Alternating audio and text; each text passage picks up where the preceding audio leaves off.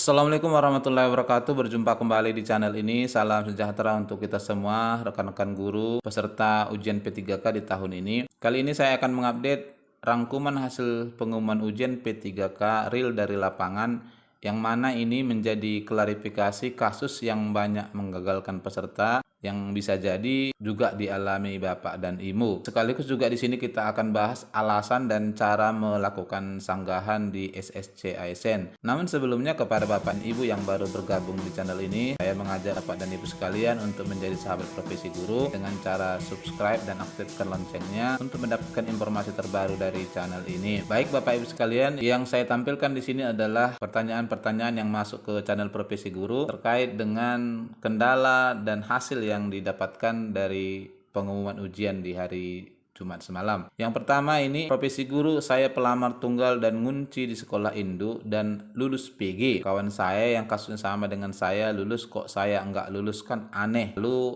pertanyaan yang mirip juga, teman saya PG daftar di bukan sekolah induk nggak lolos, sedangkan yang daftar di sekolah induk dan nggak PG malah lolos. Peraturan macam apa lagi ini? Nah, baik Bapak Ibu sekalian, sesuai dengan pengelompokan, maka benar untuk guru induk lebih diprioritaskan ya. Jadi bagi guru yang melamar ke suatu sekolah, apabila formasinya hanya cukup untuk guru induk, tentu tidak akan disertakan dalam perangkingan walaupun memiliki serdik. Sehingga terkait dengan ini ada dua kemungkinan menurut saya yang perlu kita pastikan. Jadi kalau memang kasusnya karena kesalahan dari Panselnas, itu nanti bisa kita sanggah. Nanti kita coba bahas di belakang teknisnya. Kalau menurut saya, untuk yang pertama ini kita harus pastikan bahwa yang disebut mengunci bisa saja pelamarnya lebih dari satu dari sekolah induk. Nah, jika pelamarnya ternyata lebih dari satu, walaupun dalam sistem Bapak Ibu terkunci di situ, tentu akan diambil perangkingan sehingga lulus PG belum tentu menduduki formasi.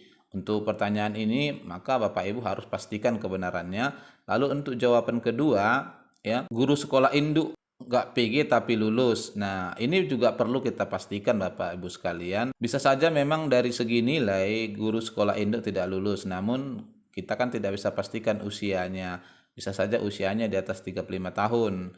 Kalau ternyata setelah Bapak Ibu pastikan, cross check kembali, tidak ada afirmasi, ya tentu ini juga sudah menyalahi sistem yang sudah dibuat Panselnas, bisa disanggah ya. Lalu yang berikut, Assalamualaikum Pak Menteri, saya passing grade lolos tapi kok saya tak dapat formasi. Teman saya yang passing grade tidak lolos, dia bisa lolos untuk diangkat jadi ASN P3K, mohon petunjuk. Nah, ini juga mirip dengan persoalan sebelumnya Bapak Ibu sekalian. Jadi konteksnya di sini adalah nilai teknis tidak lulus, namun Bapak Ibu harus pastikan bahwa yang bersangkutan ini tidak ada mendapatkan afirmasi. Kalau ternyata setelah dipastikan tidak mendapatkan afirmasi, nah ini tentu melanggar sistem yang sudah dibuat dan bisa disanggah. Yang berikut ini Bapak Ibu sekalian, bagaimana saya yang umur sudah 51 tahun, lama mengabdi 17 tahun, K2 bisa tidak lulus. Lalu yang kedua, saya usia 52 tahun lulus PG tapi guru non induk tidak lolos tahap 1 juga. Nah, untuk kasus yang pertama, ini kendalanya adalah karena adanya pengelompokan. Jadi Bapak Ibu tidak melamar di sekolah induk, di mana sekolah induknya ternyata hanya cukup untuk formasi guru induk,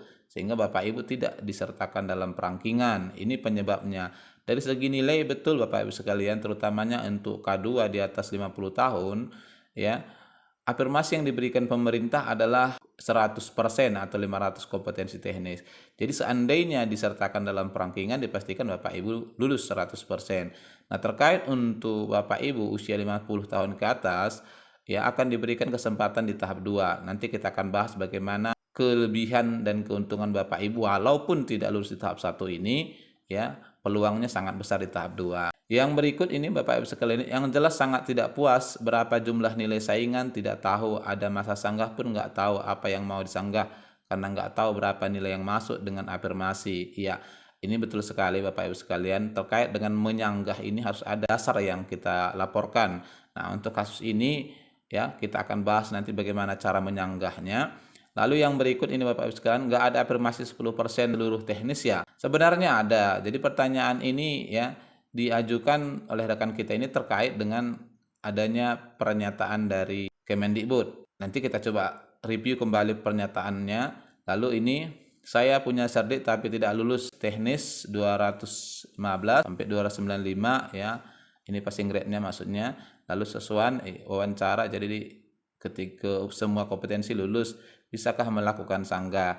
Nah, bisa saja Bapak Ibu sekalian, Bapak Ibu melakukan sanggah. Namun kalau menurut saya, Bapak Ibu pemilik cerdik tidak lulus, ada dua faktornya. Yang pertama adalah cerdik Bapak Ibu tidak linier, atau yang kedua, ada guru usia 50 tahun di tempat Bapak Ibu melamar, ada guru cerdik di tempat Bapak Ibu melamar yang ternyata akumulasinya lebih besar. Jadi terkait dengan pengumuman ujian di tahap 1 ini memang seperti yang kita bahas sebelumnya, tidak dilakukan secara pembobotan. Andaikan itu dilakukan secara pembobotan, tentu saja Bapak Ibu bisa tertukar ini yang lulus ya. Sehingga dengan tidak melakukan pembobotan inilah kemudian hasil akhir itu hanya dilihat dari keseluruhan akumulasi, kemudian jika nilainya sama diambil nilai teknis paling tinggi. Nah, terkait dengan afirmasi 10% yang disampaikan oleh rekan kita ini ya, ini cuplikan video yang disampaikan oleh Kemendikbud ya, bagi rekan-rekan yang barangkali tidak mengikuti. Semua peserta seleksi, kami dan Panselnas telah memutuskan untuk memberikan tambahan nilai 10% lagi dari nilai maksimal kompetensi teknis.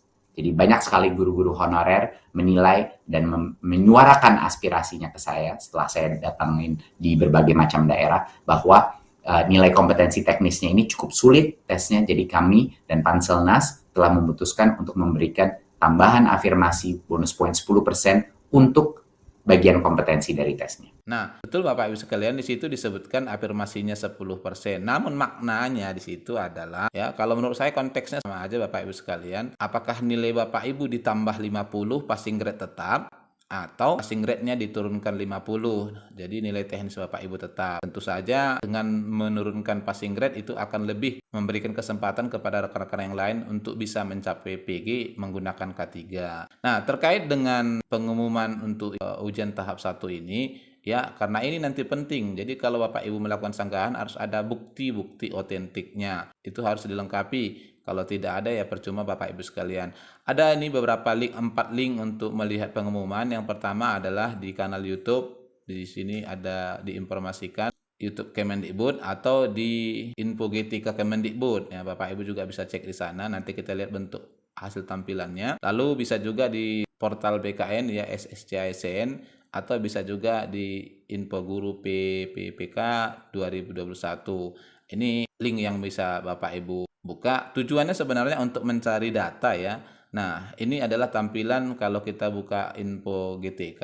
Ini adalah tampilan kalau buka SSCISN adalah peserta yang tidak lulus karena yang akan melakukan sanggahan Bapak Ibu sekalian. Lalu ini juga hasil dari SSCISN yang mana disebutkan di sini, hasil prasanggah menyatakan Anda lulus seleksi P3K guru tahun 2021.